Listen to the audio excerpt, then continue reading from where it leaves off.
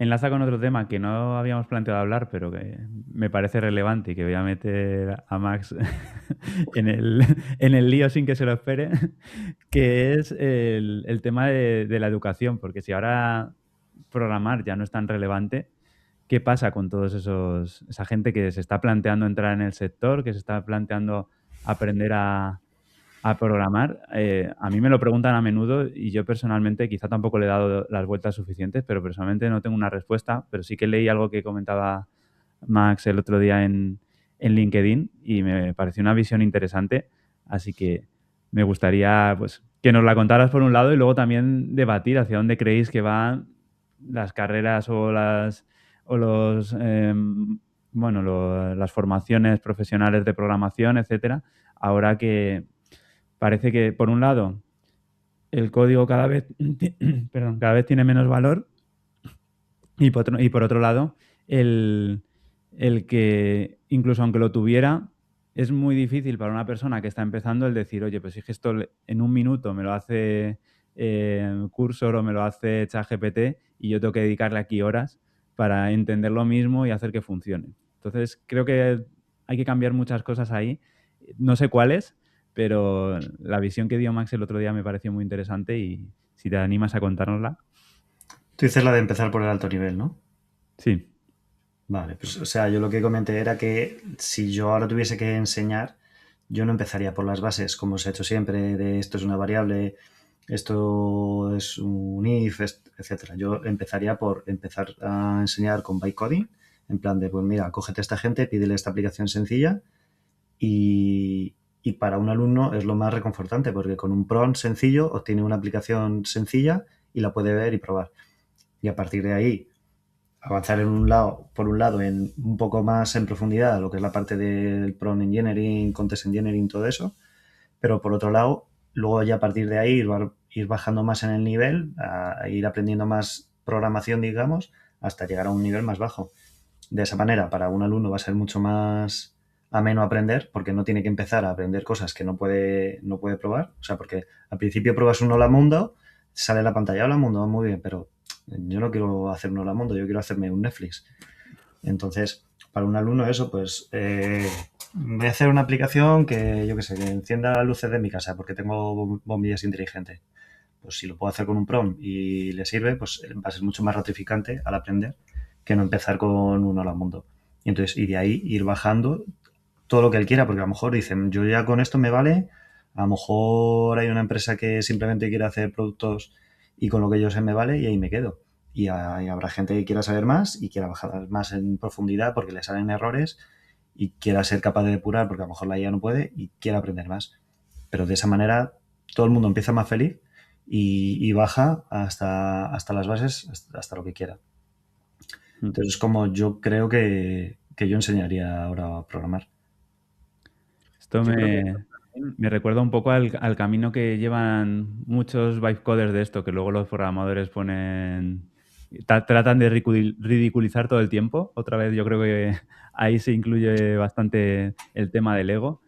Estos vibe coders que han lanzado productos que la idea era buena y por tanto han funcionado, independientemente de si el código era bueno o no, y que luego han ido bajando en sus conocimientos y han aprendido a desarrollar gracias a que lanzaron una aplicación que les funcionó y que quizás si no hubieran tenido estas herramientas nunca habrían entrado en el mundo de la programación, nunca habrían aprendido a programar y mucho menos lanzado un producto de estas características. Entonces, sí que me parece un punto de vista interesante el hecho de ese, ¿no? De que primero tengas algo que funciona y que además pues, es mucho más gratificante que un hola mundo, como tú bien dices, y luego dices, oye, pues ahora quiero hacer esta parte y con los conocimientos que tengo hasta ahora ya no me vale porque no sé cómo pedirle las cosas a la IA siquiera. Pues entonces empiezo a bajar de niveles, empiezo a aprender quizá herramientas. ¿Cómo monto una base de datos? Pues tengo que utilizar, eh, yo qué sé, o Supabase o incluso de repente descubro que Supabase es un servicio que al final me van a acabar cobrando y que puedo hacer lo mismo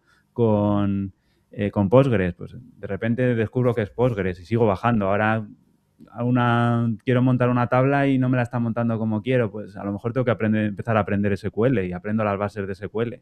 Y creo que es un camino mucho más natural también que el de ir de abajo arriba, que quizá es mucho más duro a nivel de aprendizaje, ¿no? Porque hasta que empiezas a ver los resultados pueden pasar meses, incluso años. A mí se me ocurre un símil que no sé si sabéis quién es Álvaro Benito, que era un jugador del Madrid y que ahora trabaja de comentarista.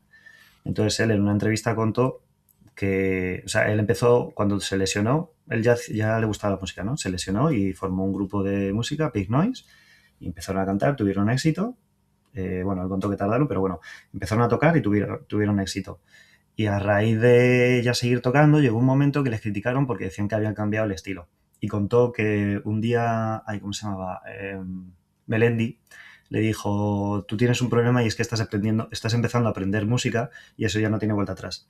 Entonces, es el mismo ejemplo. Él y su grupo empezaron a tocar, empezaron a ver qué es lo que le gustaba a la gente, a lo mejor empezaron a iterar de esto gusta más, esto gusta menos, y a raíz de tocar y de poder divertirse, ya fue cuando fue aprendiendo cada vez más música.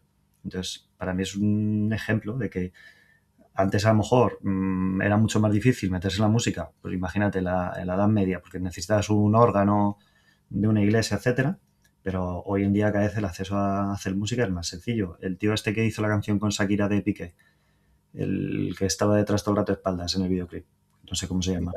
Sí, Ese, Bizarrap. Pues ese a lo mejor simplemente empezó haciendo música con un ordenador y luego a raíz de ahí ha ido aprendiendo cada vez más música. Pero esto lo único que hace es habilitar que más gente se pueda meter en la industria y pueda realizar sus proyectos que de la otra manera nunca se lo hubiesen planteado. Esto, o sea, yo ya lo comenté con Antonio de que esto va a llegar a una sobreproducción de cosas que al final, a la hora de mantener esto, igual va a ser difícil, porque si cada uno va a tener su Postgres, al final cada uno usará sus cosas y será más difícil iterar en el futuro. Pero, o sea, yo creo que el problema de todo esto siempre ha sido, pues eso, el ego. Porque nos creemos mejores y imprescindibles, y que la programación en sí, que no quita que no sea maravillosa, es una herramienta. O sea, la programación per se podríamos decir que no aporta dinero. O sea, es el medio a conseguir unas cosas. Entonces, en este mundo en el que vivimos, que mandan las empresas tienen una necesidad, esa necesidad se cubre mediante el uso de la programación para realizar el producto. Pero la programación no es lo que da dinero, lo que da dinero es el producto final. Entonces, si ahora hay otra forma de llegar a ese producto final, no tiene tanto sentido el que usar un lenguaje u otro, porque se va a poder ir depurando y se va a poder hacer que ese camino final al llegar al dinero se acorte. Pues eso, de un navegador en una semana, ¿vale? Pues o dale otra semana a ver qué pasa, ¿no? O sea, si el problema es el tiempo y el dinero, como era antes. O sea, si los problemas son los mismos. De antes tú necesitabas un equipo de X personas que inviertan X tiempo y eso cuesta N dinero, y ahora tienes un conjunto de X IAs que están un tiempo y cuesta un tiempo Z. O sea, y cuesta un dinero Z. Pero es lo mismo. O sea, es simplemente que estamos resolviendo el problema de otra forma.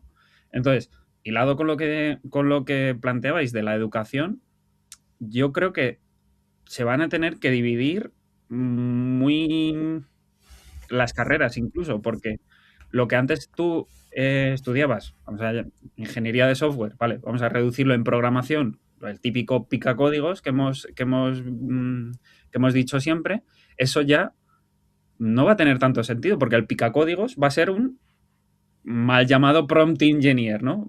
Habría que debatir si eso es ingeniería o lo que sea, pero básicamente va a usar una herramienta para llegar a ese fin.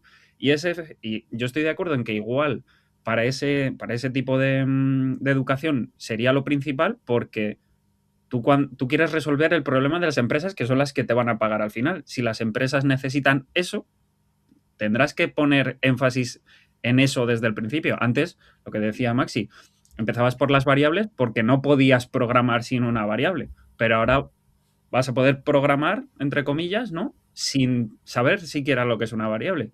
Tú pones el prompt, vas dando la ingeniería de contexto para saber cómo evolucionan las cosas y para saber si el producto está llegando al fin que quieres y ya está. Puedes no tener ni idea. ¿Qué pasa? Que eso se va a quedar, yo creo, cojo cuando nos muramos. Me va a incluir yo entre esa gente de los que sí que sabemos un poco más del software de toda la vida. Va a haber cierta...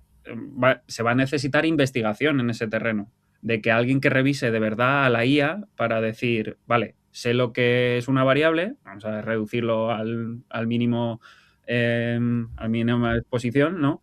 O algo más complejo, como un algoritmo de sorting o algo así, creo que lo había mejorado la IA hace poco, ¿no? Necesitas que alguien lo revise también. O para que, oye, pues estás yendo por aquí, pero prueba otra cosa. O sea, ahí vas a necesitar esos conocimientos de software que hoy por hoy creo que no son sustituibles, pero que para la ingeniería de consumo que tenemos hoy en día de todas las empresas, ¿qué más te da? Si al final lo que quieres es resolver el problema de una empresa para que gane dinero y ese dinero vaya parte para ti. Punto. Que para pintar una API no hace falta más de lo que tenemos hoy en día de inteligencia artificial. Así que... Ya, ¿no? Y eso hila también con una de nuestras luchas siempre de si nativo o híbrido, ¿no?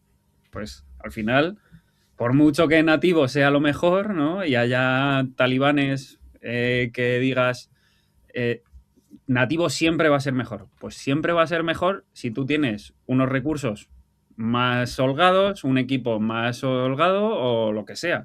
Si tú quieres hacer un POC que lo necesitas sacar cuanto antes y que necesitas resolver este problema concreto, porque si no el mes que viene va a venir la empresa X y te va a comer el mercado, pues tira, pues si las IAs saben hacerlo en React Native hará muy bien y todos sabemos que React Native es una mierda, pues vale, pero funciona. Sí, kind of works, ¿no? Pues para adelante, si es que no es el problema, si el problema siempre es el dinero. Si tú tienes que llegar al mercado, coger el dinero y vuelta a empezar. O sea, esto tiene que ser una rueda en la que resolvamos los problemas y no nos demos besitos a nosotros mismos de qué bien programo, ¿no? Yo también quería volver al tema de que ya comenté hace 2 podcasts, que también tenemos que centrarnos en problemas de más alto nivel. Vale, pues la IA está medio demostrando que un navegador ya medio es capaz de hacerlo, ¿no? Pues no hagamos otro navegador. Vamos a centrarnos en otros problemas de hacer que la experiencia del usuario en el navegador sea mejor, que la accesibilidad en el navegador sea mejor y que a lo mejor una persona no tenga que, un desarrollador de una página web no tenga que pelearse mucho con la accesibilidad porque a lo mejor el navegador ya lo hace por ese desarrollador. O sea que a lo mejor es que yo creo que es época de centrarse en problemas de más alto nivel, no en hacer otro navegador. Porque si yo te lo puedo hacer la IA o te puedo ayudar. Y relacionado con esto, yo creo que es una oportunidad muy buena para, en contraposición a lo que hemos dicho antes de Postgres no me vale, me va a hacer otro. Igual es una buena época para todo lo que haya open source, mejorarlo. Y trabajar todos bueno, que todas las IAs trabajen en el mismo proyecto al final. De no necesitamos el enésimo +1 framework de JavaScript. Coge uno y mejóralo.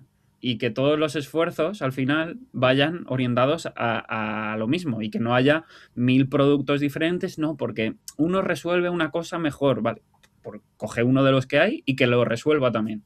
Entonces creo que podría ser una buena oportunidad para un cambio de paradigma y que de verdad impulsásemos más el open source, que luego todo se basa en el open source. Bueno, en ese sentido yo creo que a lo mejor la gente se hace los suyos, pero igual que a lo mejor hace 2 años hubo un boom de modelos open source y había muchísimos y ahora sigue habiendo, pero ya no hay tantos. Ahora al final, sí, vamos, yo creo que hay menos variedad de modelos open source. Hay muchos, pero que lo que quiero decir es que yo creo que hay un estadio inicial en el que todo el mundo quiere hacer el suyo pero llega un momento en el que a lo mejor dicen, mira, pues es que este lo está haciendo mejor, yo no soy capaz de hacerlo mejor, pues voy a utilizar su modelo open source y yo me centro en otras cosas. Pues a lo mejor con el código igual, a lo mejor todo el mundo se hace su Postgres, pero llega un momento en el que el suyo no se usa o el suyo no es bueno para una cosa en particular que es lo que todo el mundo necesita, y al final yo creo que la selección natural va dejando unos pocos. Sí, sí, totalmente. Pues eso, Selección a ver, natural o el mercado al final. a ver los que sobreviven y cómo evoluciona esto.